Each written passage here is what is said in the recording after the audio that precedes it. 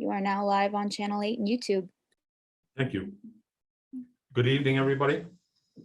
I'm Wilfred Spring, the chairman for this evening for the Templeton Advisory Committee, December 2nd, 2021 meeting. The Templeton Advisory Committee regular business meeting is being broadcast live by TCTV Channel 8 and TCTV YouTube channel. Any other recording of the meeting without the knowledge of those in attendance is prohibited by law. The agenda and meeting materials for this business meeting were posted to mytowngovernment.org no later than 48 hours prior to the scheduled meeting in accordance with Commonwealth of Massachusetts open meeting law. The chairperson reserves the right to add items to, move items from, or change the order of agenda. However, the agenda is posted in advance to give the committee and public time to review the agenda items and to assure the meeting runs in the allotted time frame. I'm calling the meeting to order. We have a quorum. I will ask everybody to stand, and I will ask the eldest veteran we have here say lead us in the Pledge of Allegiance. No, I'm talking about you're the one that had. I'm just a veteran. You're a retired veteran. I pledge allegiance to the flag of the United States of America and to the republic for which it stands, one nation, under God, indivisible, with liberty and justice for all. You'll notice that I end up doing things a little bit different than our last chairman. I feel that getting the members involved, such as I just did, is important for us to end up doing as a committee. The agenda we should review, and the minutes of the meeting, and I'll entertain a motion to approve those minutes or amend them. Make a motion to approve them. Do I have a second? Second.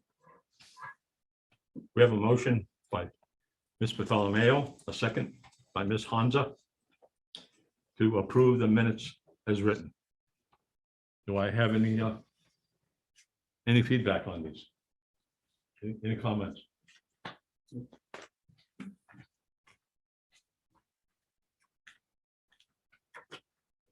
Hearing and seeing none. On the vote to approve the minutes, Mr. Caplis. Yes. Mr. Francis. Yes. Mrs. Bartolomeo, excuse me, I'm sorry. The mass. Yes. Ms. Hansa. Yes. And I vote yes. It's not necessary for me to vote yes, but I'll vote. Okay. Public comments. Members of the public may make a statement about any issue they chose, but the chairman can limit the time of each speaker. This is the time for statement only, questions by the committee, and no discussion or vote is appropriate.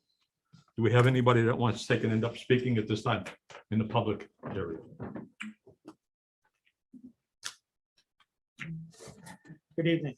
Jeffrey Bennett of Templeton. I have two quick things that I would like to make a comment on.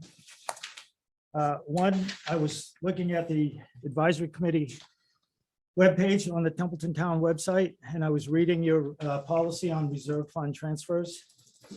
And I noticed one item, it states, the total reserve fund recommended appropriation for any fiscal year may not exceed 5% of the tax levy for the pending fiscal year. For me, that was a little head scratcher. Massachusetts General Law, Chapter 40, Section 6, that governs reserve funds.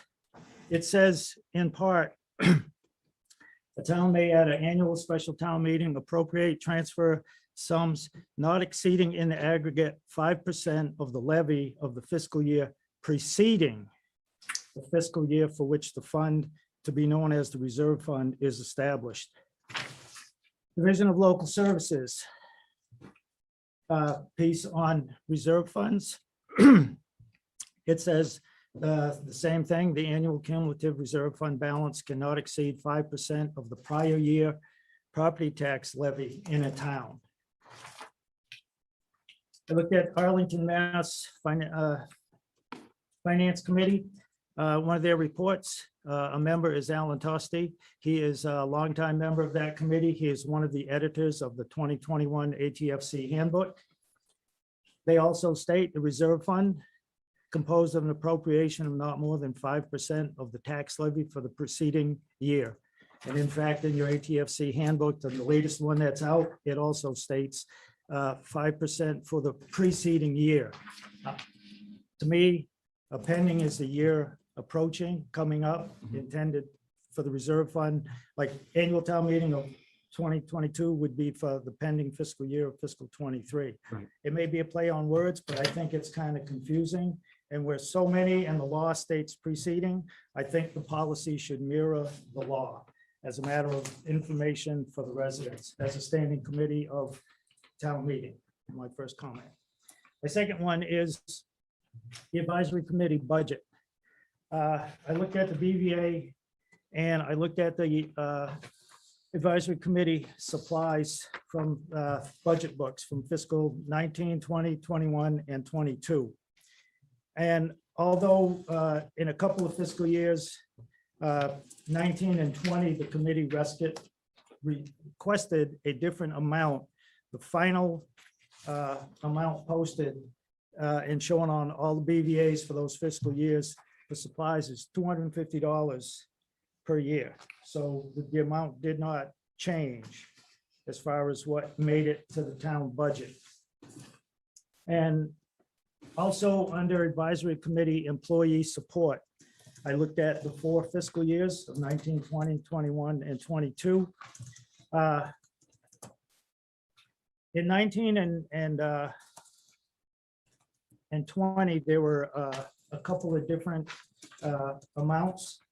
The annual meeting conference of ATFC was $420, and that amount stayed the same for all 4 fiscal years, as did the Association Town Finance Committee annual dues was $190. The other 3 items were different in 19, and one was in 20, but 20, 21, and 22, the other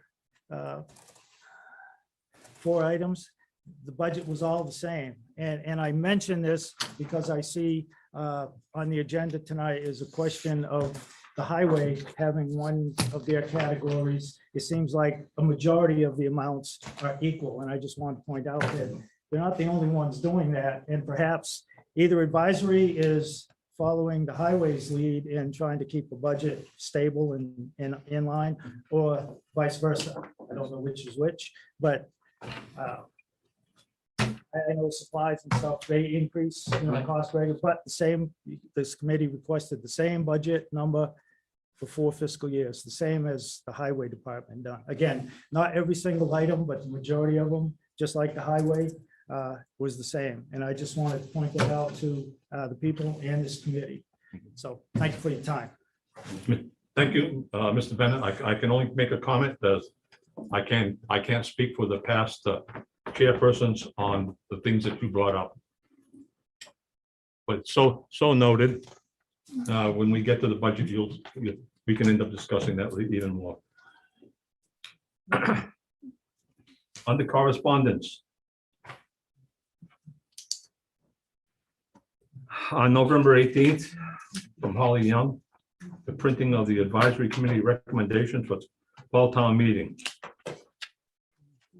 Everybody has a sheet of that, I think. Yep.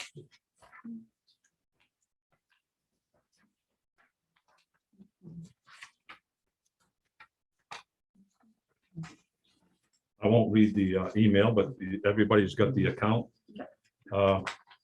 I have spoken to the administrator concerning this. And that was not something that this committee had voted on, to have it go out for printing. That presents a problem to us, is somebody speaking up for our budget And I don't think that's something that we should be doing. I'll end up, we'll open that up to any other comments from the members. Can I make a statement? Sure. My feeling on this is that let me get done first, okay? Be patient. Waiting. Yeah, okay. You and the dog, sit down, be quiet. Please hold the I'm comments. teasing him.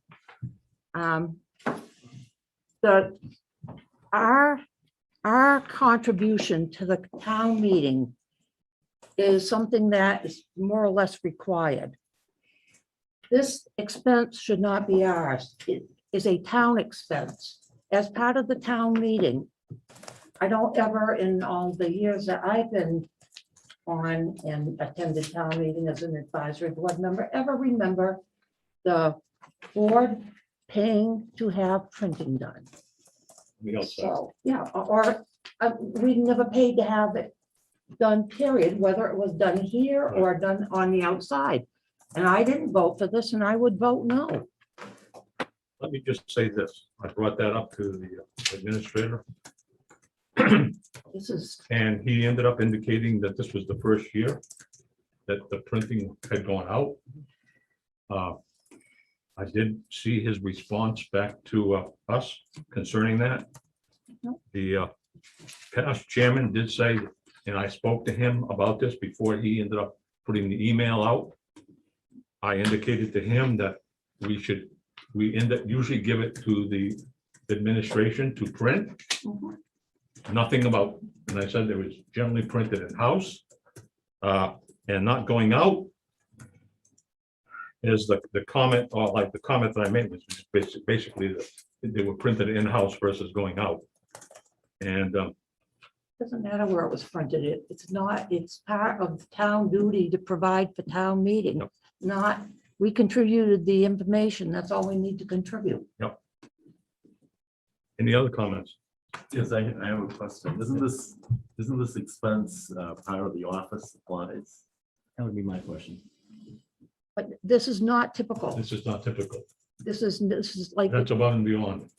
for all the years that Yep. I've been on this board a number of times, and I have never, ever remembered us having to pay for something that Right, on we the have never- table we at have- town this is- meeting. This is the first time that we have, This is the more of charge the has come back to us crap that we're getting. for payment of that invoice. And it's used, and in past years, it's always been to take and end up providing the inputs from the advisory, and it's printed in-house. I didn't make the judgment. I'll have the town administrator ended up talking to that versus us. I mean, I don't want to continue going on. It was his decision, as he stated, to go out and print it. Well, I think there was a little attitude in the office that day. I was there when he asked to have it done. And it was, a comment was made that we should do it ourselves. Well, I don't ever remember that being an issue either. So Well, this is just Let me- kind of let me all speak to about that. nothing. you brought up a very sore subject Yeah, I know. with me. When I was chairman in six before, when Mr. Terrazini was here, I was ending up to go to taking into printing this on the town machines. I was scolded, told that that's not what I could end up doing, and we had been doing this as long as I've been on this committee. Someone had ended up coming in and they printed it on the town machines. You were Because this doing is- minutes or something. Look, I Well, thought, not even minutes. I'm talking about the the recommendations for the warrant. And I mean, I can only say that we were told that we couldn't do that. But then he ended up saying you can end up doing it, but you can't take time away from somebody. And I says, that's fine. I will wait until somebody is not on the machine. And I will ask if I have the permission to do that. And that's how it was done. We've always ended up being able to either do it or have it done for us.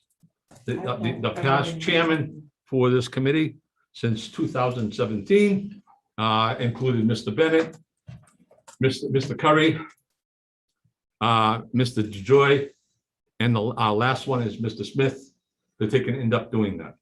And that's why I gave the information to Matt, that's the process that has been followed and done before. Okay, so can I interrupt, Mr. Sure. Chairman? So obviously, changes happen. The only constant thing in life is change. So obviously, I think if there was a decision made in the select board's office to go outside to print based on the need. That's not the issue. No, That's not the issue I here, think the Mr. issue Captain. is the fact that we weren't told Right. that they were doing, and I We got weren't that. asked. I got that too, but I want to also indicate, because I think you made a comment that it was something about the money. Well, obviously, the money in the budget for this committee is taxation dollars. Is that correct? Isn't it town money?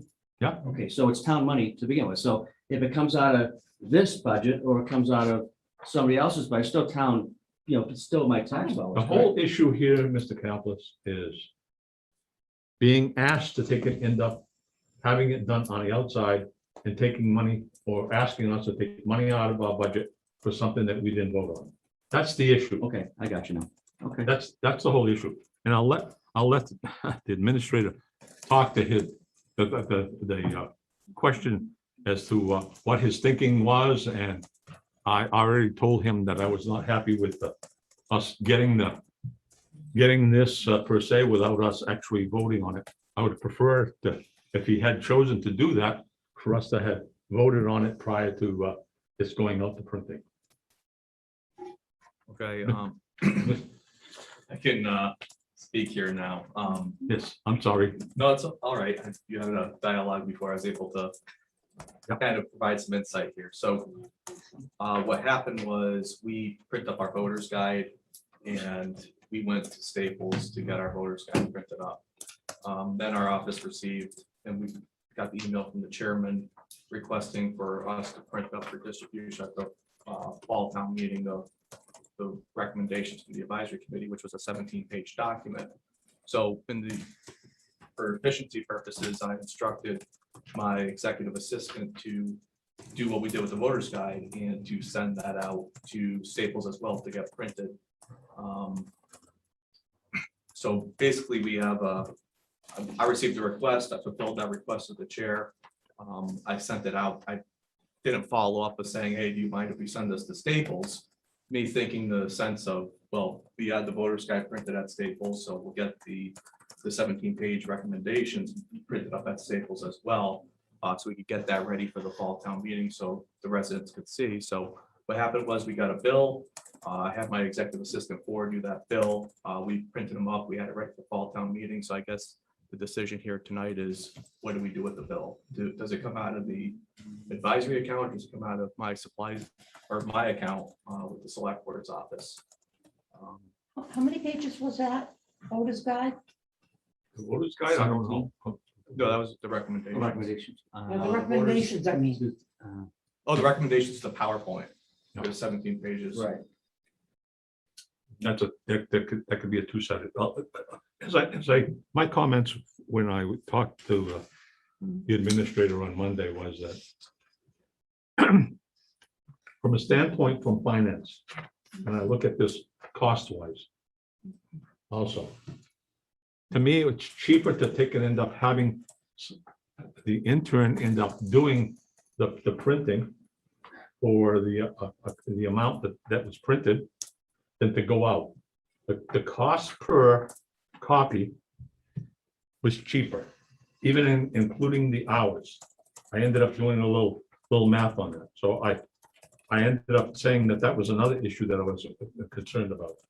I understand that he went out, he didn't inform us. We ended up having a discussion about this. I'm bringing it up for the committee to look at and talk about after we have this. I let the administrator know my feelings as to doing it without us. And I said, I'm sure that the select board or any other board would not like us to take and end up doing something and charging them without their knowledge. And that's That to me is the real crux of the issue. Is notification of spending money out of somebody else's budget without notification in the vote. I just don't understand why you went to Staples, because you asked Justice to do it. He was standing right there. So. Well, Makes no right at sense this to me. particular, I'm gonna take it into closing off the. I'd just like to make a point. Yeah. No. We hire and pay very well. Through a multi-million-dollar budget. Right. And also, in this instance, there were time constraints. Am I right? That is correct. So, and he is not expending an amount in excess of the $645 budget. I think if it would be We don't different, have 600. We don't have, that's next year. well, are you going beyond the budget for this year? I don't think you are. Well, what would happen is you would have enough if you didn't do a PowerPoint presentation for the annual town meeting within your budget you currently have, because this is, you have a budget of 250. I believe, 250. off the top of my head, so this is Because we 1/3. never paid for anything like this, otherwise we would have had more money in there. Well, I mean, I understand what you're saying, Mr. Francis, but the thing of it is, if we take the money out of the budget now, and we have to do it for the annual town meeting, We'll We take don't it have out of the enough in the reserve. budget. We'll take it out of the reserve fund. I'm That will take care of gonna that. pick it. Don't say. So I mean, that's the crux. Anybody else on the committee? All I want to say is I just think that we need to give our town administrator, wide latitude as to how money is spent. And also, I think, it's from a taxpayer's perspective, if the printing was done and if it comes out of the advisory committee budget, then when a taxpayer looks at the report and sees that it comes, I'd rather be a taxpayer looking at and seeing that it comes out of the advisory committee budget than out of, some general, town administrator's budget, or it's more specific. And I think that's what you're trying to do. Well, I mean, I'll give the, I'm looking at it from the standpoint, I received a request, I made the decision to get it printed, Every year and for 200 years, they have done this. We never, ever paid for it. It is part of your job as a town administrator to provide people with the information for town meeting. The information includes the warrant and the voter's guide.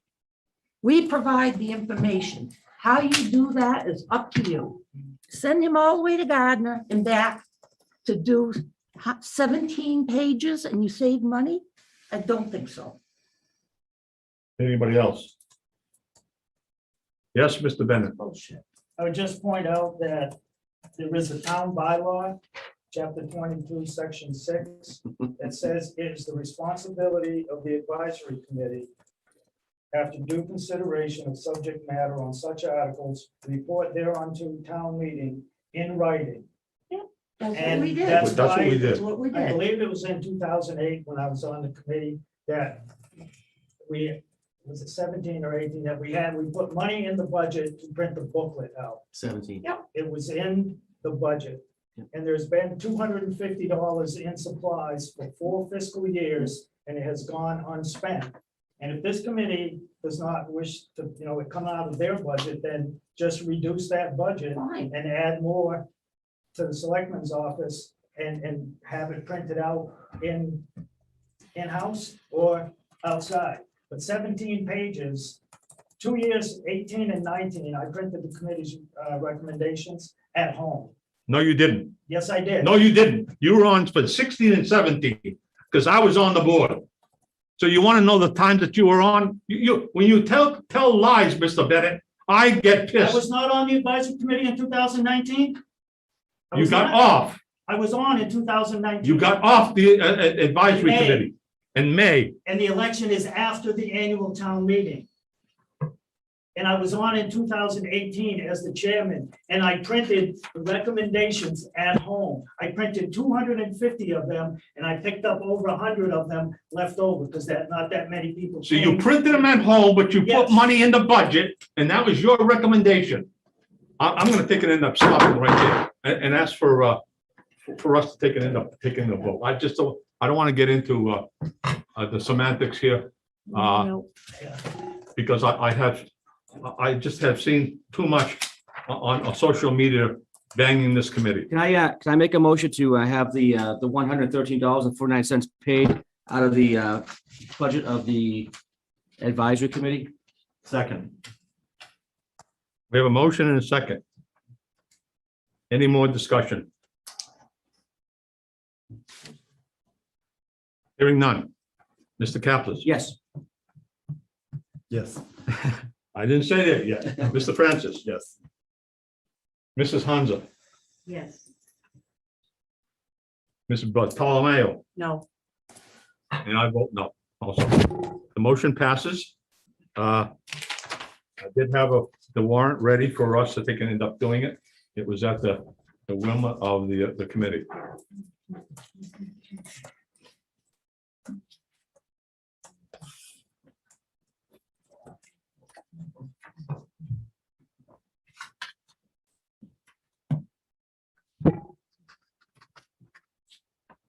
Okay. I'll have to be copies of that. Get that in.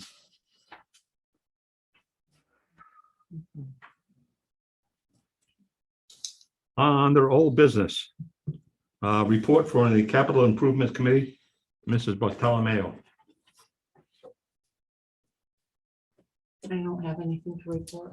Pardon me? I don't have anything to report. Nothing to report? Okay. Report from the Narragansett Regional Agreement Amendment Committee, Mr. Caplis. Mr. Chairman, I have nothing to report. Okay. Thank you.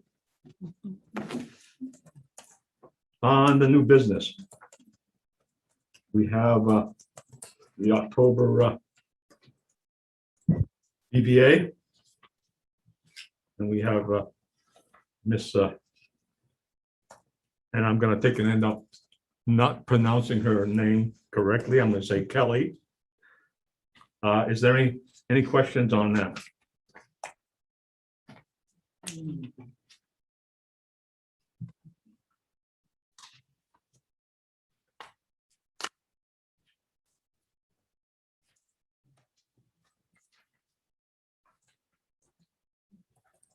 Any members?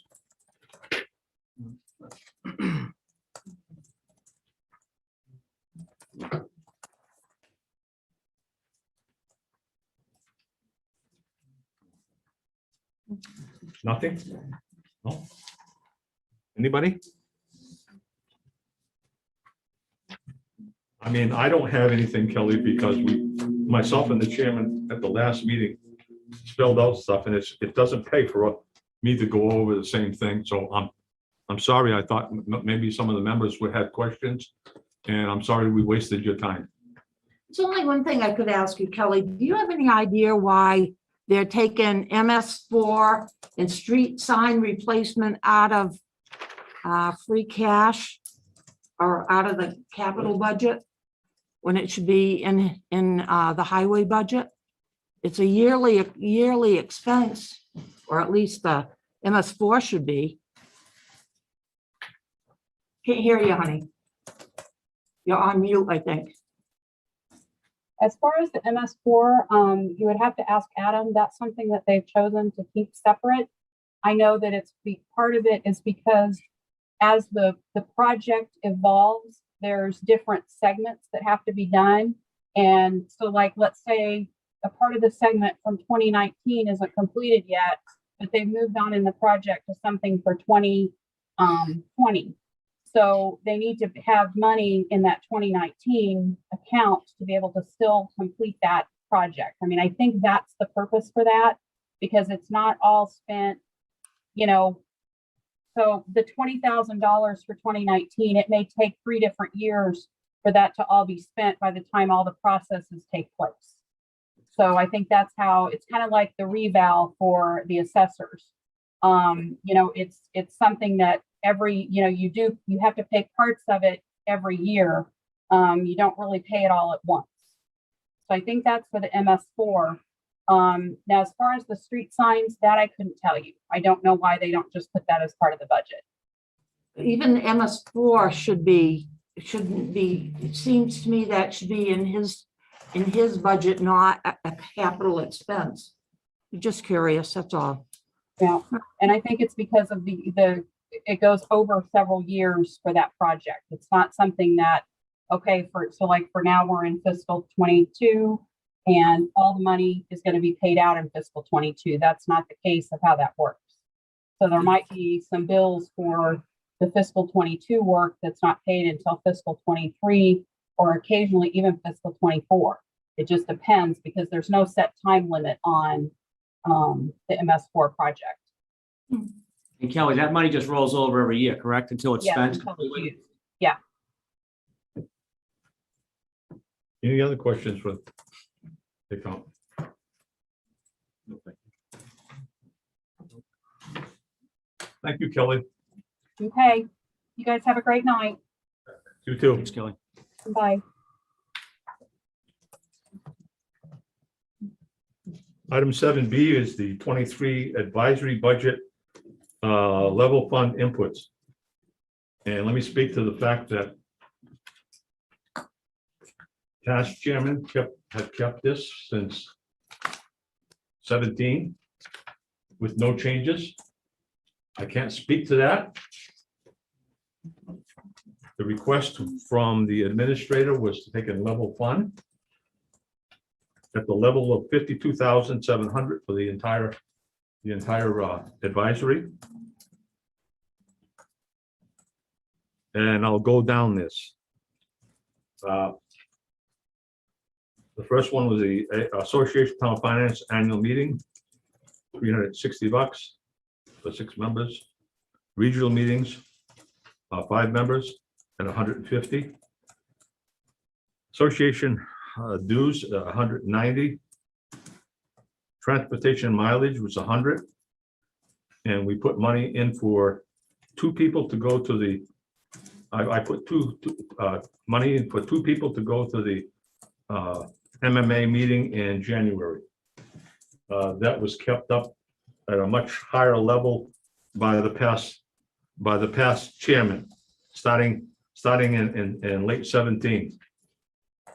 In the next account, the pre-town meeting advertising, we put in for 3 at $85. That's $255. 1 year, we actually had to end up going to the emergency reserve because we didn't have enough. The town had 5. I think it's either 5 or 6 that particular year, and forced us to go. As it was crazy for us to have to go to the emergency reserve to ask for money because we didn't have it. The last one I changed based on the fact of my discussion with the administrator. If that's the position that the town is going to end up going out to end up printing, I adjusted that. Hopefully that's enough money. That's $645 based upon the only 90, and I didn't know what we would end up doing for the annual town meeting or whatever. And of course, I kept the emergency reserve at 50,000. So the total is 52,700. Is there any adjustments that any of the members want to end up doing? I know the year that I went to the MMA meeting, I paid my own way. I didn't get reimbursed. Well, Association Town Finance. Yeah, that's what I meant, yeah. Yeah, the town finance, yes. And I think I wasn't the only one that did that. I know that in 20, there was at least 2 or 3 members that I am aware of that went. I think that's the year we rode down together, a bunch of us. No, they went down to Devon's. Okay. That's the individuals that I know. It was a couple, a man and wife. They went down to Devon's, but they did not charge the. And the money is there for that particular reason. Yeah, we So don't if you have go to any of those, the actual cost of those meetings is something that the town has allotted money here for us to do that. If the judgment here is that we don't want to end up having that money, Then we strike that. Well, I think the money should be there because we don't know who's gonna be on the board, and maybe there was someone that can't afford to pay for themselves. They're volunteers. The least you can do is pay for the meeting if they need help. And if, or whatever, you know, I don't think we don't spend a lot of money. Purchase of services, what are those, are all the ads we do? Yep. Yeah, all the ads that we do, so That's for pre-town meeting Yep, yep, advertisements. yep. we have to pay for the paper. Anybody else? Can I make a motion to accept this as is? Yeah, I'll second that. I do have one question. Like, okay, I'd like to direct this to Mr. Lamontagne. Is the $50,000, is that an adequate figure? Oh. I guess that's open for interpretation depending on who you talk to.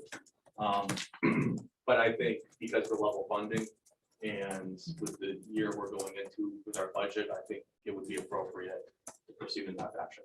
well, if they can end up adding to that, Mr. Francis, Thank you. because it's level funded, I didn't add more. I foresee that there might be more requests, don't know, because it doesn't look like a good year. I look at other communities and they have a much higher emergency reserve than we do. That kind of answer your question. I have a motion by Mr. Caplis, a second by Bev. Any other discussion?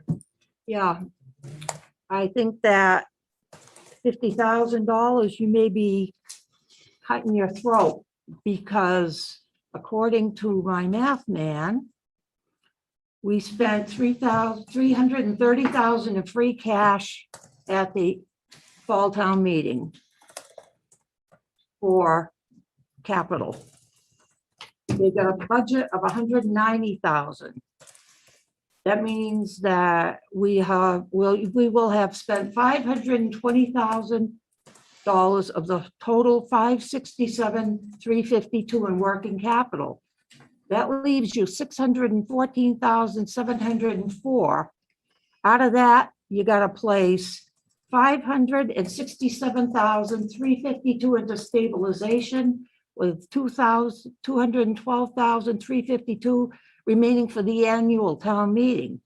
So that leaves you $47,352 to cover snow and ice and litigation, any problems we have down the road. The trickle-down effect of the economy, looking back in the town's history, a lot of the times that we've been broke in the last 20 years has been because the state didn't come across with the funding that we expected. So if you cut your throat and only give us $50,000, and there is a big problem that we didn't see coming, you got nowhere to go. You can start sucking up money out of stabilization. You know, you can do all those things, but I would cover my butt and put some more money in reserve. That's my opinion. Any other comments? Hearing seeing none. We have a motion to accept the input for the budget as it stands. And a second. We'll have a roll call vote on that. Mr. Caplis. Yes. Mr. Francis. Yes. Mrs. Bartolomeo. Yep. Mrs. Hansa. Yes. And I also vote. You have a copy of this already, Mr. Administrator. Okay. I don't need to provide you that. So you gave me a copy. Yeah, I gave you a copy of that. It's hot in here. Okay, so voted. Next on the list is review of the Highway 5400 account for the years 19, 20, 21, and 22. The Highway Department Superintendent is not here this evening, so I don't think we can end up answering any questions on that per se, and I just, unless the administrator wants to take it, end up giving his input to If I can, And the reason it was brought up is when we end up doing the emergency reserve, the wrong year budget for 54, and the accounts were pulled up, and I had a copy, and I went, And I did a review after we did our meeting, and I always do a review if we're gonna do emergency reserve, because there was two policies on the emergency reserve that it came under. One of them was the amount of money that was still left in the account. It was 151,000. It was also on page 2 of the policy where it basically states, and I will just summarize, that if you have a town meeting coming up and you have inputs to for money from the reserve, it's within the realm of the advisory committee to take and defer that to the annual town meeting. So that's what the committee did based on those two. And I went, like I said, I went back and I looked at the budgets and I went, oh, okay. I had the wrong year. I went back to the 22 and I went, wait a second. The numbers on the bottom have changed, but the items were all the same. And I heard the comment saying that we had the same budget. I can't end up talking to what the past chairman did for our budget. I didn't necessarily, I spoke up as an individual when I was on this committee, saying that's wrong. We don't need to take it end up, we should be reducing it. Well, when you're one of a committee, your vote really doesn't count, per se. So they continue to have the same budget, and that's what happened. But in this particular case, we have budgets from the DPW, which has the same items. It's virtually the same, except for the amounts on the bottom of the page. I'll say this, 19 and 20, the actual amount was within $500 of difference. The items were the same. And 21, it went up, and then 22, it went up. And the same items were on there. So I wanted to take it into understanding what the, why do we have the same items on? There's probably a very good reason, but I'd like to take it into understanding that we're supposed to be the watchdogs, and let's do our job. Let's ask the questions as to why the budget was the same. So I'll give that to the administrator, because also one other thing is in the 21 and also the 20, in that particular account for the highway, in 21, I'll accept $39, which was spent, and 20, I think it's under $10. I have that somewhere. Go ahead, Mr. Lalonte. So I spoke with Mr. Sozik about this, and he said he should be prepared for the level funding. But with that, the numbers he uses, I guess, are based on an average. So I took the time to go through this, and if you have any particular questions, make sure you let me know, and I'll follow up on those questions pertaining to the accounts. But fiscal year 19, it was 167,000. And yes, a lot of the accounts are relatively the same from fiscal year 19 to fiscal year 20. You'll note that there's no paint and letter truck on the 5400 account in fiscal year 2022. The diesel fuel, you'll see an increase there, and the gasoline, as well as the coal patch tools and the concrete supplies. We proceed into fiscal year 21 budget. You notice, and I know your concern is that uses that 49 vehicles, and he said that's an average he uses. but he's confident his budget comes. So the question I have is that, do we really know how many vehicles we have? We know how many vehicles we have for all the departments that he does service. Now, the question is, he's been just using this average when he does this. Do we know what our, all the assets are in this community? We have a list of all the assets in the community, which is vehicles, buildings, etc., for equipment, so that we know what this community has. As far as I understand, we don't have a good asset management. Well, We haven't had.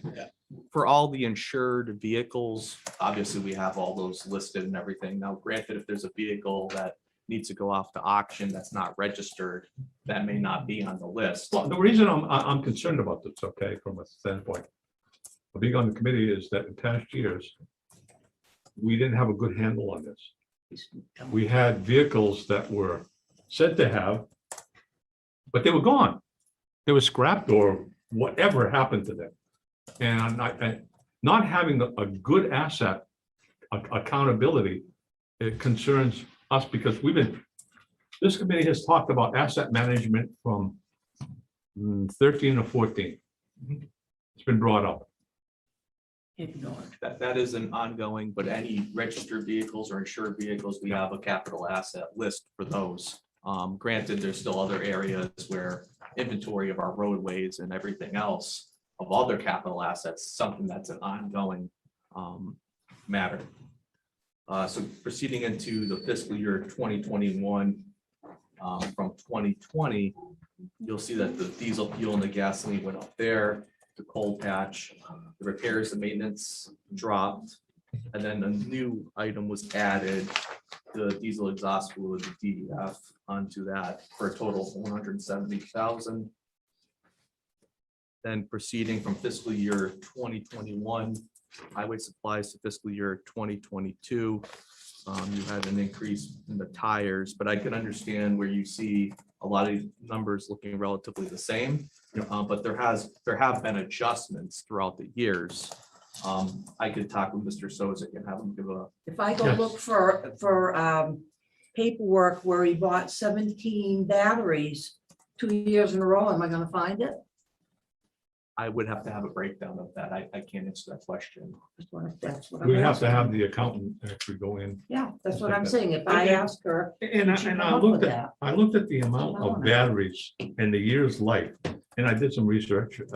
It said 3 to 5 years is the standard life, and our vehicles basically, other than the police cars, Don't go anywhere. don't end up putting that many miles on, because, and then the tires and the batteries were something I looked at.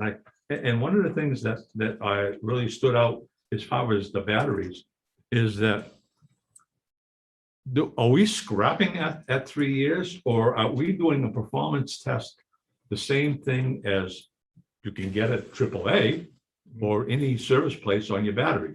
Because if we're not doing that and just scrapping them, that's not necessarily efficient use of our monies. I mean, I can follow up. he probably has a good answer for that, but I don't know. I look at this as a piece of paper and what I see on it, and I see the same numbers for coal patch mix. There's none ever left over. We always use the same amount. Well, they, I mean, we gotta take it into, crosswalk paint, I doubt very much we paint crosswalks. there every were some years year that we didn't paint At crosswalks, all, no. which was, So I think this is a Mickey Mouse. if he's using it for something else, I can't tell you that those are done in-house. Yeah. As opposed to the. but if he uses it for something else, what I'm saying is that, from my perspective, for looking at as the watchdog for the finances of this community, then if you're using it for something else this coming year, why don't you put some money in it for that you didn't have in the budget and maybe reduce something? I mean, that's how I looked at this per se. If you bring in a budget, it should be a workable budget. It should be something that you're using, not something that you got from 5 years ago and you just kind of pass along. It doesn't make any sense. At all. At all. I'd like to make a comment. on this. No, I did, I looked at this and did back of the envelope figures, and just the difference in looking at the FY 22. Yeah. Just the difference in the fuel in $2 and $3.50 is $42,000. Yep. Yeah. And then if you add 10%, minimal amount of the materials have gone up, you're adding $10,000 there. So if you have just the $42,000 in fuel and the 10% increase in materials, you have a budget there of $222,000. And I think more realistically is that the materials have gone up 30%, which would mean a $31,000 increase. And it would mean a budget of $245,000. So your level funded budget, just those figures, it's dead on arrival. And if you don't have enough money in the reserve fund when you're dead on arrival, we ain't calling the ambulance because they can't save you. Well, if I can jump in for a second here, Yeah, go ahead. if you remember, I mean, we didn't run into any issues with the gasoline and the diesel fuel related to this account. We had that issue with the building and grounds account. Yeah. And we went to the fall town meeting, got an adjustment there. But you're right, those are things you've got to watch with the market, the volatility. When you're doing the budget and the price is going up as much as they are, it's something you have to pay attention to. So when Mr. Souza comes in to do his budget, I'll have that conversation with him. No, the I'm line, surprised. I'm sorry, go ahead. And to, for Bev's point, is she's saying that you have the same items, same number of items fiscal year after fiscal year. And you can use that to cover up small increases. I mean, I've made budgets, you do that, and I understand that. But when you have $42,000 in fuel, you can't cover that up. And that's my point. You can't cover that up. Yeah, there's some things you can't cover up per se. I mean, just in the fuel, I mean, we ended up going to a special town meeting for fuel for the buildings.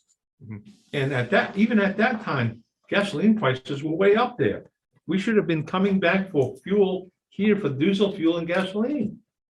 I mean, I don't understand that, right? And then, I'm sure that at some point, there's going to be a request, and hopefully it's way at the very end of the year for the emergency reserve, because that's a time when you're probably out of money from everything and you use it up for everything. And that's why we Rather didn't give it to you earlier, because we know, I know by May is a long time away. God only knows what we're gonna have for a winter. Yep. If we get whacked, along with fuel and everything else, you're gonna be in big trouble. So from my perspective, going forward, we have It's to a be real careful as to how we budget this coming year. Maybe some of these items are gonna have to go up considerably, as you heard Mr. Francis say, and some others, I can't understand why on some of them, that there is not extras left over. I can't imagine, bricks and mortar, every year we use the same amount. I mean, we should have something left over, even if it's 1 or 2 bricks. And I see here though, and Mr. Souza put in the fiscal year 20, an increase in the diesel fuel and the Yes, he did. gasoline, and then he raised it again in 21. So based on past years, maybe he figured his justification behind those numbers, but I could reach out to him and Yeah, from ask him why 19 he kept. From that 19 to 20, he did raise it to $2, and he's kept it there from 20, 21, and 22. You guys do go out for bid and get a bid price. Well, that's what happened with the heating fuel. Well, that may be the case here, but we don't. I mean, we're just looking at something here. I want to take and end up letting you know we have concerns as advisory early on, because when we get to the budget later on, if he had come and answered some questions, there wouldn't be questions later on when we review the budget, because we've understood what his thinking was and everything else. Well, getting back to Mr. Chair, to Mr. Bev's question. When we went out, we had some issues with the other oil company we Yeah, I had, know. and we kept note of it and kept it into our procurement files on the issues of heating costs. So we went out to bid, and when we went out to bid, unfortunately, when they came in unexpectedly higher. So to cover those costs we had to go to and it's gonna be difficult with this budget because you have so much market volatility. Yeah. Um, What I was surprised at when we discussed this for the fall town meeting was, I knew we had run out of fuel for some of the buildings. That's not good. When you ended up giving me the actual figures, how many times we ran out, was just, Sometimes a low bid ain't worth it. yeah, I You mean, could create a problem that would be. that was a big issue, Disaster. 17 times. I thought it was only a couple times, and, you know, Can you imagine if this building froze up, what a mess we'd have? Maybe the insurance would cover it, but Yeah. just the same, just being out of commission would be a horror show. Getting everything fixed, there's not enough Yeah, workers I mean, around. Well, the good thing is Difficult. our employees stayed and made sure that the company got there so they stayed time. Luckily, they're salaried. They stayed to make sure that the buildings were Yeah. fueled up properly. I don't care how much money, well, I do, but in a way, I would rather have an honest budget, one that I can stand behind, and one that the town can live with. I'm not asking you to pinch pennies, but I'm asking you to be honest, because I could stand up in front of town meeting and say, this is a good budget. This I can put my money on. But, gotta be an honest budget. Can I say something, Chair? yeah, go ahead. Obviously, this account 400 for supplies for the highway department. Obviously you have a description here of all the stuff with dollars amount, and obviously we can't see what was used, obviously, or what was turned back at the end of the fiscal year, based off of Fund 1000. Oh, we can only number speak 400. to what, 20 and 21, we know that there was very little with those accounts. So now that we have separate quantity and line items, does the director have the ability under that account to fund things within that account window of supplies, meaning like he has 17 batteries. Say he only needed 10, so there was extra money in that line, but it's still the total amount. Can that money go anyplace else? Yeah. Within the Within fund the 1,000? supplies, you have the omnibus, you have some flexibility. Right. Does he have, okay, so that's my point. So basically, you have a budget that's a working document that you have 17 batteries, say, and it's $2,000, but say you only use $10 of that, which means you have X amount of dollars left over that. So then if the sweeper hydraulic liquid stuff needed to be replaced, you can move it over to there to offset your budget, correct? Within this supply Yes. sheet, correct? You could, Okay, but we really try our best. of course. And even with Mr. Caplis, Mhm. just to take it into an omnibus budget, basically, he has 4 or 5 accounts, including his salaries. Or whatever. Yep. At the end because it's an omnibus budget, it gives the latitude for the department head to take and spend that, no matter what, even from another account, for something he needs in another account. I'm not sure you're aware of that. That's the latitude that an omnibus budget gives a department head. Why he had enough aware. money in his highway Okay. department. I mean, I'm just making the point that, I mean, Here. it's not that we get 17 batteries every single year potentially. Yeah. He's only putting 17 batteries on there because that's the potential of his potential loss on his high end, which it might not be his high end. It might be 2. I don't know. That may be 5. Who Right. knows? You're right. But whatever dollars are left is going to go help other line items within that 1,000 or for supplies. Am I on target here? Am I? I mean, I'm interpreting it. To me, that's smart budgeting. Of course it is. That's wicked smart Yeah, budgeting. it's very This is how smart. I would do it. Because he's very again, conservative. yeah. It'd be far more expensive to go and get 1 battery. And then all of a sudden you need 5. Yeah, but Because I'll also, tell you, I don't like going back to town meeting, because that's why I try to do my best to get these budgets as close as we can. Oh, So yeah. I don't have to go back at the fall town meeting and ask for money, or late payments. I don't like those either, Well, but the DOR basically says that we should not be going back at fall town meetings and do a supplement to a budget we already have. That's not good. That's not good budgeting. per se. No. I haven't seen the highway department come back to town meeting at the end of the year for more money. other than for snow and ice, obviously, but I mean, that's a whole different subject and topic in itself, but The past year was legal and out of select board and snow and ice. okay, and then That was obviously for we, and they did come annual. just a couple months ago for $4,000 for unexplained That was a culvert culvert issue. roast. Based on the fact that there was $160,000, $150,000 in the account that was already earmarked and spent. But it wasn't, because you can still see it, but obviously during budget process, it's already, as far as I'm concerned, it was already spent. I got you. All right. And just to take it end up clarifying it, because you also have that sheet. Yeah, If you look at the highway budget, there's actually $12,000 that they turned back. excellent. Okay. Okay, Well, at least, I mean, I think does that answer some of your it questions? does. It does. I think this is smart budgeting as far as, from what I can see. Again, I'm not an expert by no means, but Except, it should be at least a ballpark budget. You have brand new equipment on, we have a lot more new equipment now than we've ever, I find it hard to believe that anybody would need 17 batteries in a well, year. 90% of the new stuff anyways is under warranty still. I believe. Yeah, so I mean, battery can last a long time. I don't think I've ever bought a battery for my car and it's been there a while. So if I can also say, we did go to the fall town meeting for the heating cost of building and ground. Yeah, I saw that. Highway Mhm.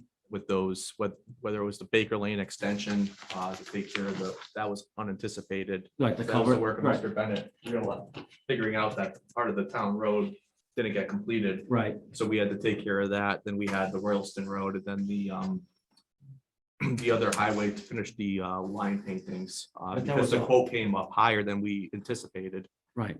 So hopefully we won't need to get the line painting for the next fiscal year when we level fund. And I believe I mentioned that at the last meeting. I mean, that's the whole point of how budgets work. It's a budget. It's a document that needs to like live and breathe and have some flexibility within itself. But I would love a year where I don't have to go back. I Of don't course. want anybody to Which think town that city I'm- wouldn't want that? But this, with the For a supplement. inflation as bad as it is, you're really at the mercy of, we should have bought that loader last year, would have saved us a lot of money. Well, Because this is about the worst time in the world to buy anything. It's true, and that's why you see a lot of our capital, we have vehicles backed up on order. It's just the economy. I think, for all intents and purposes, I think Mr. Sozik's doing a good job. I think, for all intents and purposes, as far as what's seen coming back at the end of the year, as far as minimum return, and he's working his budget to his maximum potential, from what I can see. Whatever. Is any other questions? I want to take a move on to Okay. the last part of it. So I'll follow up. So basically the questions I have from Mr. Sozik is, are we scrapping batteries at 3 years, question mark? And then the diesel fuel and gasoline. Yeah, that's, That's the only Yep. follow-up I'm doing. Get back, okay. Scrapping and testing? Did you? did Yeah, you go- wanna no, know go ahead. Testing? I think you Testing had batteries. asked if they were testing the batteries. what about, If you were testing the battery, you had wanted to know if they were testing the batteries. they were the performance rather than testing just at 3 scrapping years. Just out of Because- hand. From everything that I read, you performance test them at 3 years to see if they're performing the way they're supposed to. And you probably keep it another year or so. That way it cuts down on the amount of money that you're spending. I have to look at it from, this is not our money that we're dealing with. It's the people that pay the taxes. So diesel fuel and gasoline for fiscal year 23? Well, correct me if I'm wrong, to these batteries aren't like car batteries either. These are like for big, Well, there's Truck also a batteries, thing right? that you can put on, and my husband has some equipment that he doesn't run all the time. And Jeffrey, do you use those battery maintainers? a trickle cell charge. Oh, I they don't don't? talk to give you any opinion because I might be accused of lying to you. Oh, okay. Well, anyway, he uses those because it stops the battery from dying if the A battery's cheaper than a tow wheel. Sure is. so anyway, he uses those and Which it is a stops the big- battery from dying if the equipment isn't used all the time. Is there any other questions that we can move on? Okay, thank you. Thank you, Adam. I'm all set. Yeah, thanks. The next one is, Have a good evening. I think I'm going to be heading out. All right, go ahead. that's fine. Thank you. The last one is, we've had a advisory finance policy since 2012. And I put on some background as to how it was developed, so that everybody understood that it goes all the way back to 12. It's things have changed since then, per se.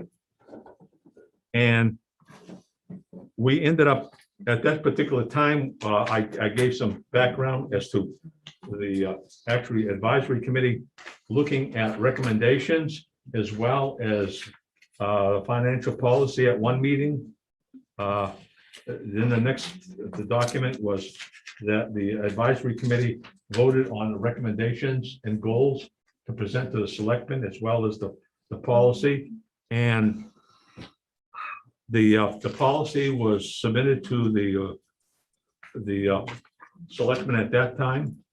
The selectmen came back a couple of months later, and what they ended up doing there is they basically made it as financial goals. They didn't feel comfortable, and that's the first time that this community has ever had a financial policy. And the thinking of the advisory committee at that time was to end up working with the selectmen and having a policy, because we saw other communities. So that's really the crutch of it, of having all that information for us to look at. So we can't do anything about the ones that the Board of Selectmen had as goals. And one other document I had there, and the reason I brought it up was that the fact of in 2017, the then chairman of the Board of Selectmen, they were going out to Collins for end up having a financial policy done. I had mentioned it in passing with him that there was already a financial goals, and as well as the advisory committee having it. And he asked me to send that forward to him. And that's what I did. So he had, as a reference, we weren't included in the discussion, but we did have provided what has done it in the past.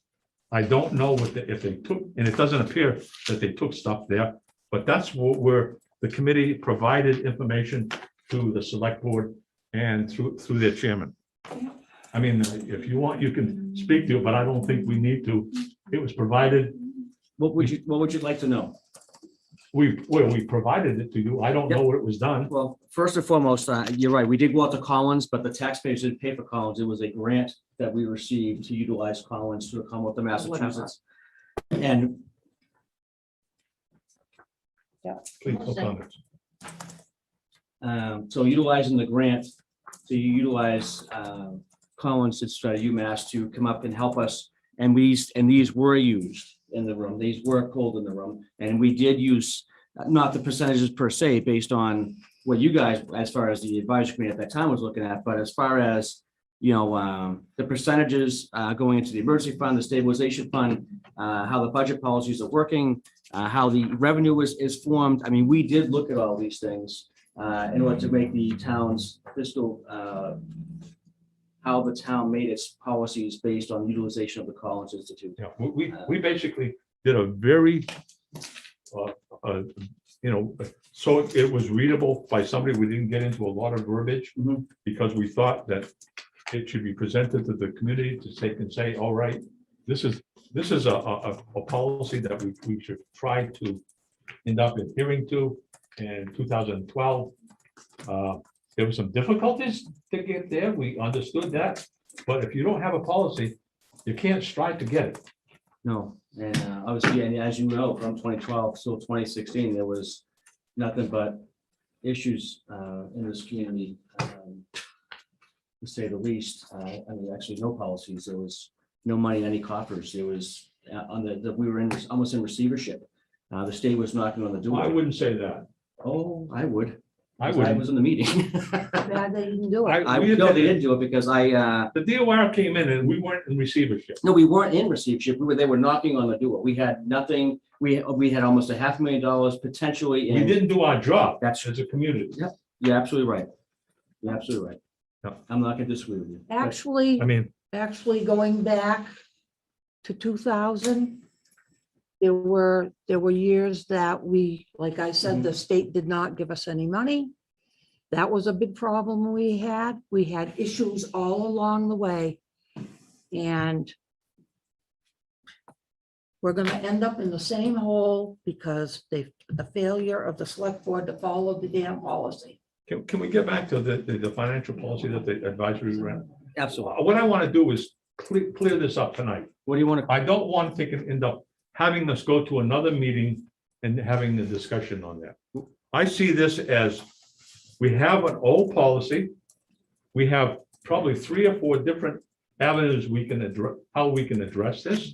We can update it. We can end up leaving it as it is. Or we can end up voting to take it, end up because it's an old policy, is to not have it anymore. well, And to clear up the actual, the policy on the books. well, as far as I understand, I believe the Board of Selectmen make policy, as far as I understand. I'm not arguing that. I'm talking about. How are we gonna make policy that the board, how this community is gonna follow our policy? I don't see how that would ever work. You're not hearing what I'm saying, Mr. Caplis. I'm not. I'm sorry. We have an old policy we have to address. I think. I gave you the 3 options that we could probably use to address it. How does this committee want to take it, end up going forward? I think the Board of Selectmen in this town has a financial policy in place. Mr. that we need to Caplis, follow. So let's then- talk about the policy that we have and the 3 options to take and address this policy, if you would, please. I'm not going to take and talk about, Mr. Spring, yes, I'd like to make a motion that we discontinue the advisory board policy because no one is going to follow it. okay. I have a motion to, and how did you put that? To discontinue. Discontinue Advisory And board. discontinue the advisory committee financial policy. I'll second that. We have a second. We have a motion and a second. Any more discussion? Hearing none. Mr. Caplis. Yes, Mr. Francis. Yes. Mrs. Bartolomeo. Yes. Mrs. Hansa. Yes. And I also vote yes. sorry for my confusion. That's what I wanted to get to. I was confused. I didn't want to talk about what the selectmen did. Okay. We really do not have a town financial policy that the advisory has reviewed and gone along with, because we were never asked to do that. Other communities do that. We didn't do that here. No, there's no cooperation. It was done by the selectmen. I understand that. It is what it is. But rest assured, your information that was submitted to the select board was used. It was in the room. It was talked about. Okay. It was added. There was Okay. things that were added. The last item is cancellation of the December 16th meeting of the advisory. And the reason I brought this up is this is coming around the holidays. Mhm. Typically, in the past, this committee has not met before the holidays because we're all volunteers. We have families. We have to take and end up doing stuff for families. We have family obligations. And I don't see at this time of the year where we have any emergencies. If one comes up, we can end up having an emergency meeting. But to take and end up having regular business, we can end up, we already know that the one on the 30th was canceled at the last meeting by that we voted on. And I'm looking to take and end up doing this I'll make a motion that we cancel the December what 16. December 16th. meeting. And I second that. We have a motion and a second. Any discussion? Okay. Seeing none? Mr. Caplis. Yes. Mr. Francis. Yes. Mrs. Bartolomeo. Yes. Mrs. Hansa. Yes. And I vote yes.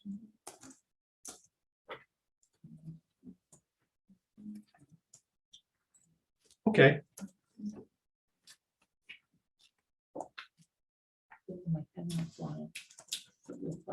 the last thing is members' comments, discussion of the members' comments. Mrs. Bartolomeo.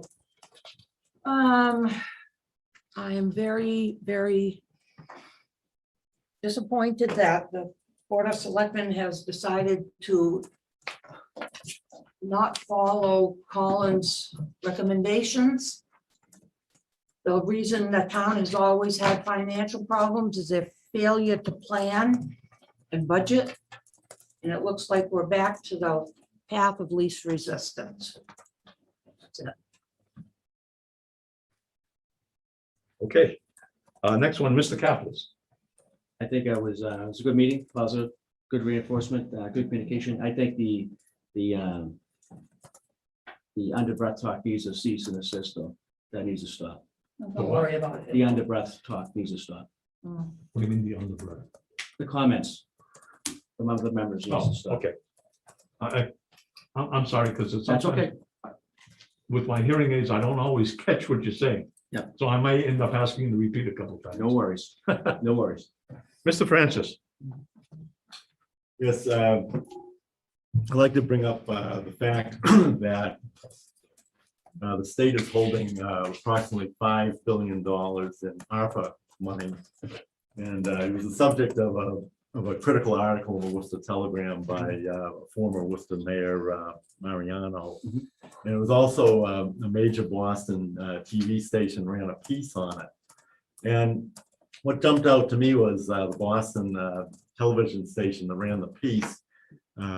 They talked about $200,000 being spent for a soccer field and $5 million being spent on the Edward Kennedy Institute. Oh, actually, yeah, I did. And the reason why I bring this up is, and there's also an effort by the new Boston mayor, Michelle Wu, to seek other sources for $700 million in MBTA revenue. And, you know, these are all well known. And my reason why I bring this up is I don't see any effort on the part of the town. You know, we're talking about the inflation in the budget of the DPW budget. And I'm very concerned about, I don't think we can possibly level fund our budgets for the coming year. And so the choice is really to raise taxes or go to the state for increased local aid. And, you know, maybe the selectmen are trying to do that, maybe not. But we really need, as a town, we really need a 7 to 12% increase in our local aid for the coming year, just to stay even. And I see what the legislature has done is, you know, they took control of the money from Governor Baker, where he may have more equitably distributed the money. And it just seems to be a grab, as you know, as the Boston television station said, a grab in the cookie jar, hands in the cookie jar. By the time we get it, there won't be nothing left. Right, and I don't think that's fair, and I really think, I would really hope, you know, if we're advising the selectmen to do something, I really think that a letter, you know, to our elected representatives, you know, asking for an increase in our local aid amount for the coming fiscal year would be very much in order, of an amount between 7 and 10%. See, what I'm afraid of is a trickle down effect. All these little businesses that aren't in business anymore, that aren't contributing to the tax base, it's gonna catch up with us. And agree. we're gonna end up in a world of hurt. We're spending money on parks that we should be hanging on to. Because this is so far from over. And the people in town, this has affected everyone. They said Black Friday spending was down. Well, they're paying gas, oil, and food. So But there's, my point is, though, Yeah. there's $5 billion I in know, money. so we need to It's get not some of being that. equitably Oh, I know. distributed. That's right. And we need to, as a town, Yep. you know, write our elected representatives, because we're really going to need between That's 7 right. and 12% extra Yeah, money. by the time it comes to us, it's not gonna be nothing left. You know, we need to bang on I think that there was a You're right. citizens petition that came around to address some of that. As I recall, somebody was going around with a petition to send it to representatives. And by the way, you talked about raising the taxes. We can't, they're already set. Right, so where else do you go if you have, you know, You end all up- these You have to, reasons? you have to go the rely state, upon the state to give you right? more money. And No, that- what and you this do money is- is a one-off. What we do is what we've done every time. We end up sucking up all of our stabilization money, and we end up, the trickle down effect is gonna kick us in the butt. Yep. I know it is. We've The been the there, one done thing it. that we did pass, and I just as a reminder, we did end up, the selectmen had come to us at the last meeting to ask us about spending some money, look at if we can end up going after the differentiated amounts under opera. And they sent $2,000, I think it was, at the last meeting. And we agreed that they should go ahead with that, that they can see if we can end up somehow getting some relief as far as ARPA that money. experts. Huh? To ARPA experts. I mean, that's a. Sorry. Okay. Anything else? Mr. Thank you. Oh, you're Okay. right, though, because Ms. Hansa, Yes. Oh, I'm sorry, no, I Nothing. appreciate that last comment. I think that's right on. I would love to have some really great ideas coming out of the town here for, ways to ask for some of that funding. I don't personally have any, unfortunately, but I can see that people are working on it. I hope we can come up with something and that I'm gonna call it seed money going into, I call them ARPA experts, people who know how to navigate that would be great. I wonder maybe some other small towns out here where past the cookie jar area, maybe we could put, as you say, going together. go in together in terms of writing letters, in terms of contacting our representatives, letting them know we're all hurting out here and it doesn't look good out here. See, I bet the new mayor of Boston's never. Probably not. come They to don't come Templeton, past no. 128. They have no Nobody out clue. there knows. There was a, didn't we just get a grant too? So I know the utilization. yeah, for the summertime. Yeah, the software. Yeah. Yeah. And I just, not to take anybody else's thunder, and I know you're the last one, I just want to, again, put out there that, the town, this town is a great community. It really is a great community. And I think there are very smart people that work in this community that are doing the king's business, so to speak. And I think they're doing it to the point, for the people. And some of them aren't being recognized. I mean, we pick, not pick on, but we talked about, the highway department. I'm like, overall, I understand everybody's perspective, but I think we need to give the shout out to the employees of this community that they are amazing people and they are doing a fantastic job. Managing taxation dollars, managing their accounts, managing their roles and responsibilities. And then, having it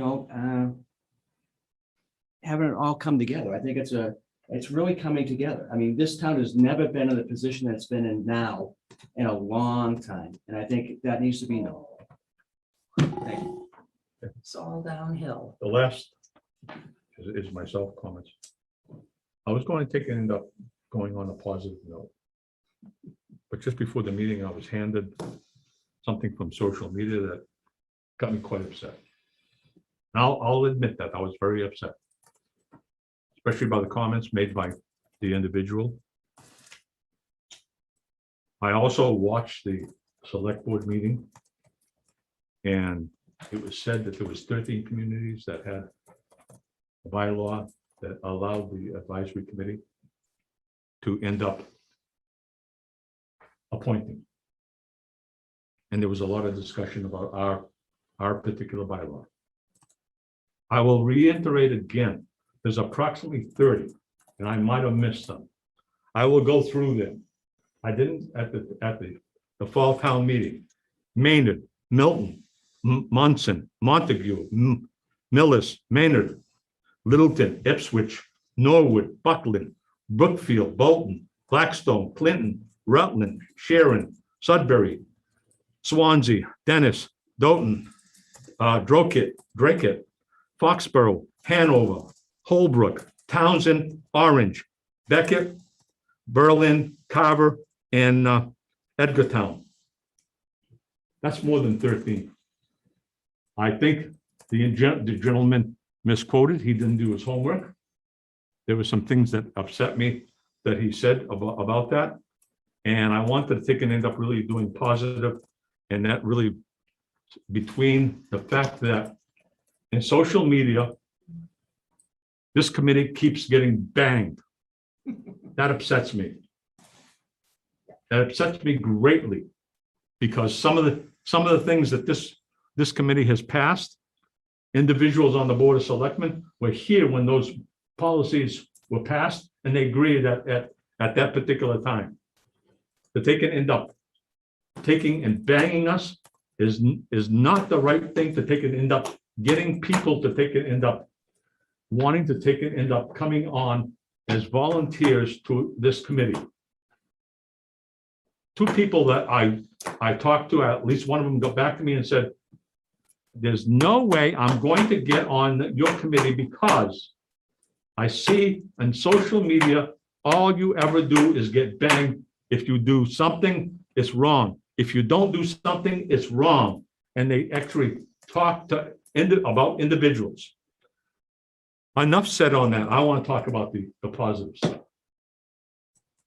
I'm really upset at that because they actually talked about the bylaw and changing the bylaw and having the selectmen actually fill the vacancies. Let me talk about the positive things. Well, in 2012, we came up with a financial policy. First time this town had one. Whether you agree with it or not, this committee came up with it, presented it to the select board. The select board chose to take it and up making it as goals. That was to me was a very positive step because we had never had anything like that. The committee in 2 consecutive years made recommendations for goals and recommendations on different stuff. If you go to Templeton1.org, one of the, for 14, the actual thing is there. And actually you see the policy that we just talked about on that thing. It would never transfer over. Don't ask me why, that's another issue, another time.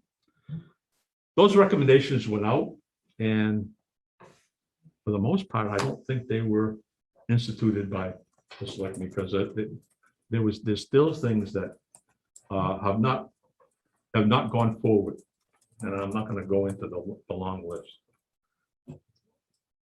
And 15 and 16, we came up with policies we had sheets to take and end up doing end of year transfers and reserve fund transfers. And we looked at other communities and they had policies and we chose to do those policies. I understand there was criticism about that policy, but it was taken from another community. And this committee has voted on those policies.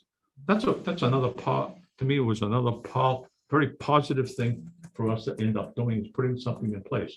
The selectmen hadn't even come up with policies yet about their operation. And on top of that, we came up with the stabilization policy, which outlined against the budget, how much money we had in stabilization against the budget. And that was to take and end up measuring where we were and where we're going.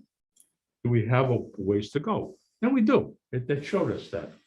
And I brought that up to the administrator for him to take and look at when I met with him on Monday and said, we still have a way to go to get to that goal. Other communities have a goal of 10 to 14%. So our 8% is actually on the low side, but it's up to the select board to take and end up increasing those or whatever. There's been a number of times that this committee has made presentation. And I think you were chairman at the time that Mr. Grubb came and made a presentation. There was no response from the Board of Selectmen. Thank you for the input or whatever. We'll take it under advisement. Nothing. So when you say when people say that this committee hasn't worked within the realm of making recommendations and trying to take and end up bettering town government, that's false. It really is. And there's too much information that is out there that's swirled around and is incorrect. We don't have any fact checkers. We don't have any fact checkers on the national, let alone on the town. People believe what they hear. That's too bad because they should check. That's true. And let me just ended up doing a couple other things. I want to pass these out. As to what the finance. And this is quite important if you look at it from a perspective of the advisory committee.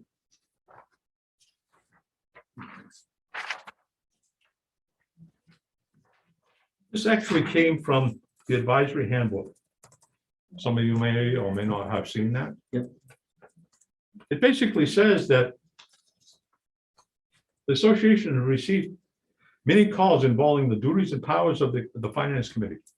This inquiry has usually been instigated by clashes with the select board or administrator, who often become more assertive in claiming a role or even asserting sole responsibility in presenting the operating budget and whatever. This preface will duplicate parts of the following chapter, but it feels it's important to at least know the key issues. That's in our handbook. The other one I want to take and end up sharing with everybody so that they really know what the handbook says.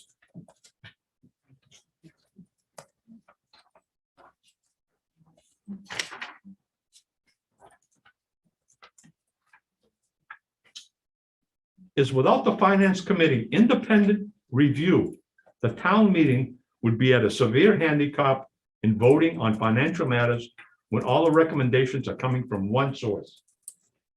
Separation of powers was designed by our founding fathers for a reason. Defend it. Respectfully, Alan Tossi, member, the Arlington Finance Committee Treasurer, Association Treasurer, the editor, and the handbook person. I read that at town meeting. And that's really where a lot of our stuff is, per se. And I take and see things being said, even in the select board meeting, and even after. And to put this on social media infuriates me. Totally infuriates me. That they can end up having somebody actually put this out. Question: how many residents think the advisory committee is relevant in Templeton? Is there, if there was a way to abolish it, would people support this effort? If that's not a slam on this committee, I don't know what is. I can't end up even coming up with a reason why somebody would end up saying that. I'll entertain comments on that and what I've said, Well, let's see. because I think that I don't think that the information that's being put out about this committee and banging us is not accurate. No. It's twisted around. It's politically motivated. We can't get additional members. Like I said, I had somebody that was interested and said, no, thank you. We're down 2 members. We have had 4 members resign since June. Before town meeting, we had an additional 2. So from actually May or so, we have had 6 resignations on this committee. That's an awful lot. That says something about this community. I know Mr. Caplis says it's a great community, but that says something about what's going on. I can't defend those type of statements on social media when I see them or I hear about them. I think it's not appropriate going forward. I think that needs to be addressed by the selectmen. There's a lot of stuff that this should be addressed by the selectmen, but that's under their bailiwick. As I ended up staying when I met with the administrator, there's a lot of things that I see that should be corrected. But on this committee, I'm not in a position to end up making those changes. I can only end up sitting here, seeing what I think is wrong, and talking about it and passing those on to the appropriate people for correction. You were wrong at town meeting, John. We are the ones that are supposed to be the checks and balances. 99 and 9/10% of the time, the advisory board has no problem with what the select board put in front of us. If we do, all we have is an opinion. And the people in this community deserve to hear both sides, and it's their dollar, it's their dime, and they are the ones that get to make the decision.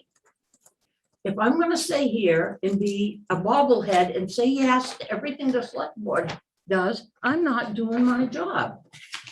I am 75 years old. I do not need to be screamed at when I walk out the door by a selectman because he doesn't like the way I think. I live in America. The last time I checked, I have freedom of speech. I try not to be rude, but I am sick and tired of being abused. I would work with the select board. I hoped very much that we could work with Adam. I've told him, you need help, let me know, I'll help you out. I know stuff that you don't know because I'm older than you and I watched town government since the 70s when Gladys was a selectman. And there have been some major, major mistakes that people have made because they aren't aware of the big picture. And if we got a quarter, they spend a dime. We are still in the pandemic. We have a long way to get out of it.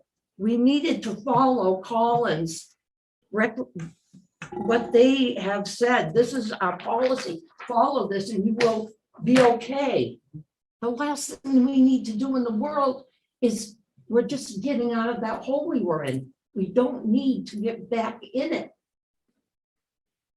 And if you're new, you don't understand that the hole is right there. We're standing on the edge. You don't want to go back in, but if you do the same thing that everybody else has done, there you go. And people need to be able to trust their elected officials. So it's input from everybody. And if you don't get input from everybody, because a guy that walks in that door at town meeting and sits down with that warrant, he's trusting the selectmen that not hope the heck they know what they're doing. And if they don't know what they're doing, oh, that, well, we need an override. Well, where is this old lady? The younger people have got more money, but they also have more debt. They've got more credit card debt. There's somebody at the top of the hill from me. They lost their house. You wonder how that happened. Well, maybe they lost their job. Who knows? But it can't be easy. So here we are. We're in a spot where we're just barely getting on an even keel, and we have the economy slam us up the side of the head. People have lost their jobs, lost their places of business. Some people can't go work because they've got health problems. Used to drive a bus. You can't get on that bus with a bunch of kids if COVID is going to kill you. So we have to watch what we're doing with our money so that we don't turn around and say, gee, we need an override.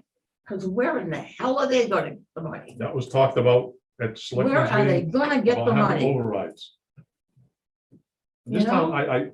this town has not been one that you can end up getting overrides in. Because this is not a rich town. We have people that are coming into community getting big houses, but that doesn't necessarily mean that they're financially able to end up supporting the town to the level that the community wants it to. They're living their own lives and having to take and deal with issues per se in their own lives. And I'm concerned about them and the young people. Young people today end up having big houses and big mortgages And with the economy, hasn't been very good. The prices of everything have gone up, as Mr. Francis said. And that has an effect on town government and all the people in the community. That's not good. I mean, we're not the only, I don't want to give the impression that we're the only community, but we're not a rich community. No, I mean, to live in a rich community, you don't worry about these things. You have houses that are valued millions of dollars and you're getting but taxation. you also from usually from have that. business. Right. You have other revenue and we don't Yeah. have that. I And we mean, need that desperately. I look at the fact that we can't get people on this committee No, because of what's being said about us. And I look at Princeton and I go, wait a second. Princeton is about half the size of this community or less. They have 7 members on their advisory committee. What the hell's wrong with us? I'm sorry. No, why would you want to subject yourself to such abuse? Yes, and that concerns me. And all you do is voice what you know and, you know, What I do I today don't need that. is gonna affect me that much. It's gonna affect the younger people and their children going forward. I don't like the national debt. There's nothing I can end up doing, at least on the local level, I can talk about what we can end up trying to do to take and make it easier for the people to get by. A decision that selectmen make can cost money for years and years and years. But anyway, let's go. I'm done. Anybody else want to make comments on, if not, you're shaking your head, Mr. Caplis. Do you have something else? I'm all set. Okay, you're all set. Awesome. Make a motion to adjourn. Motion to adjourn, second. Good to me. All those in favor? Aye.